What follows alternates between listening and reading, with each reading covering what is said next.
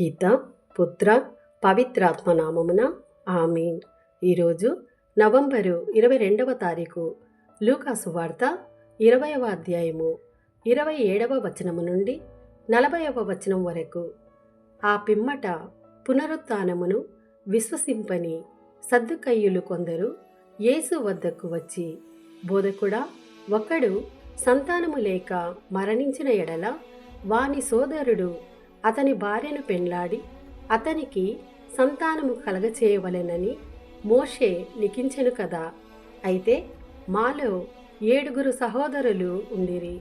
మొదటివాడు పెండ్లాడి సంతానము లేకయే చనిపోయెను. పిమ్మట 2వ వాడు, ఆ పిదప 3వ వాడు, అట్లే 7 ఆ స్త్రీని పెండ్లాడి సంతానము లేకయే మరణించిరి. ఆ పిదప ఆమెయు మరణించినది. 7 ఆమెను వివాహమాడిరి కదా. పునరుత్థానమునందు ఆమె ఎవరి భార్యాగును అని అడిగిరి. అందుకు యేసు, ఈ జీవితంలో వివాహములకు ఇచ్చుపుచ్చుకొనుట జరుగును, కాని పునరుత్థానమునకు యోగ్యులగు వారు రానున్న జీవితమున వివాహము కొరకు ఇచ్చిపుచ్చుకొనరు. పునరుత్థానులగుటచే వారికి ఇక చావు లేదు. పునరుత్థాన కుమారులగుట వలన వారు దేవదూతలతో సమానులు.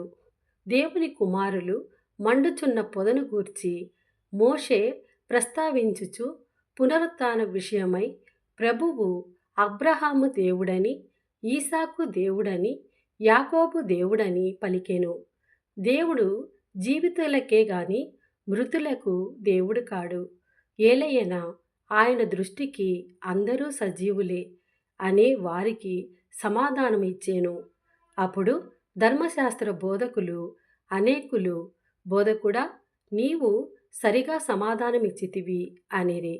ఆ పిదప వారు ఆయనను మరేమీ అడుగుటకు సాహసింపలేదు.